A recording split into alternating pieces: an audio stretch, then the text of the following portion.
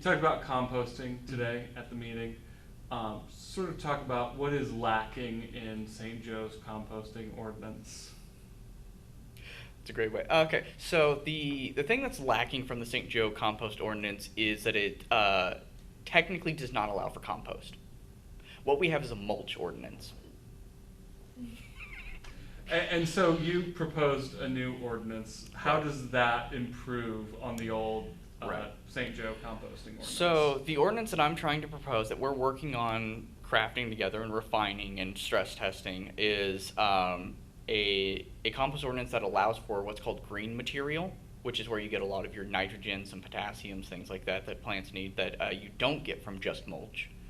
And it also allows for at-home recycling of biomaterial, like food scraps, veggies, etc. And the second aspect of what we're trying to change about is make it more accessible. So there's currently that it's not supposed to be over a certain size, and that size does technically allow for what the minimum size should be for compost, but not much more than that. So it's harder to do at any kind of bulk, even just like residential bulk, not like commercial bulk. It also is not entirely being enforced correctly. I was told that I needed to get a bin that was like up off the ground, like I needed to go buy a bin, where the ordinance actually just states that it's a freestanding bin, meaning it's not connected to another structure. So what the whole thing is created is that there is essentially a paywall to getting into compost. And then, like I said, it's not compost, it's just yard scraps, wood chips, and something else that just makes it mulch. And so what kind of challenges do you think that you'll have in trying to get this new ordinance passed? So I've actually ran into less challenges than I expected so far. The ones I haven't anticipated is the kind of data that the city needs to implement something like this, or that they need to feel more comfortable. They don't technically need it to pass or not pass. It's just for them to feel more confident in pushing it through. Some very technical, very infrastructure level data that thankfully, thanks to this group, there are some people who might be able to get that. Just me as a normal citizen, I don't think I have access to some of that information. My best bet would be to see if there's a published paper from another city and then try to calculate the differences between that city and ours. And that would take me probably at least a year to do. Like, that's talking a lot of raw data, and you're trying to search for variables that aren't being called out. Because St. Joe's a little different. Like, every city's a little different. We've got a lot more historic structures, infrastructure. We've got a lot more hills than some of the other cities around here. The challenges that I expect to face after this meeting, though, is I guess the technical part of the ordinance itself. From what I'm understanding, we need to change the ordinance as little as possible. We need to write it up as much of it as we can ourselves, so that they just basically approve or disapprove it. I initially came into this not trying to rewrite the ordinance on my own, because that's not my expertise. I don't know how an ordinance should or should not be written. The best formatting I could do is just guessing based off the current ordinances.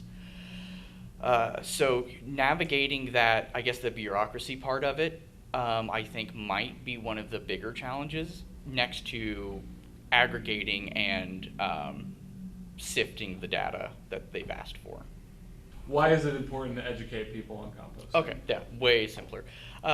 Educating people on compost is important because there are it's one of the things that I call technique over brand. It's something I'm workshopping anyway, where it is very much something that you can do most likely with the materials that you have, as long as you know how to do it. It's much more about the knowledge of it. And if you have that, you can do it with anything, anywhere.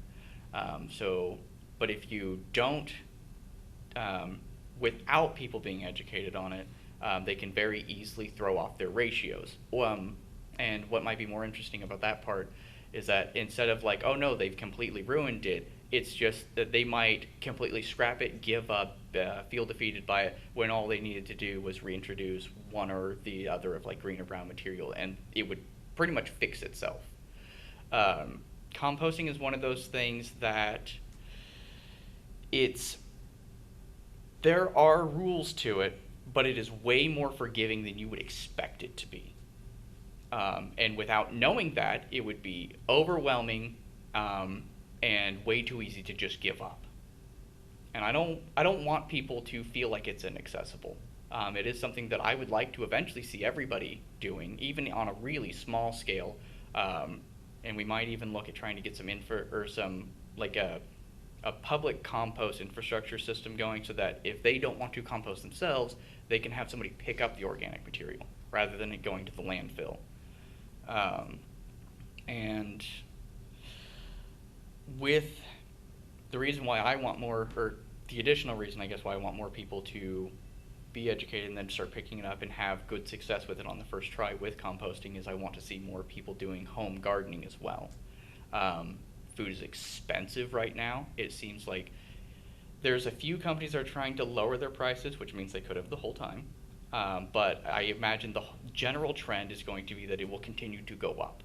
Not only that, we are seeing with a lot of commercial produce that the nutrition density is going down. Not only that, I have personally experienced that what I'm buying from the store is going bad so much faster once I get it home because of the long supply chain. So if we can shorten that, increase the density, and have it to where people can grow what they want, I think we'll have a more engaged community, a more eco-focused community, a healthier community, and a lot of people will be able to save money. I know not everyone cooks at home right now, but if you had, I don't know, peppers and onions and stuff that you've been working on over the season that you've put your work into, I really think that might change people's mind about the difference between easy food and home prepared food.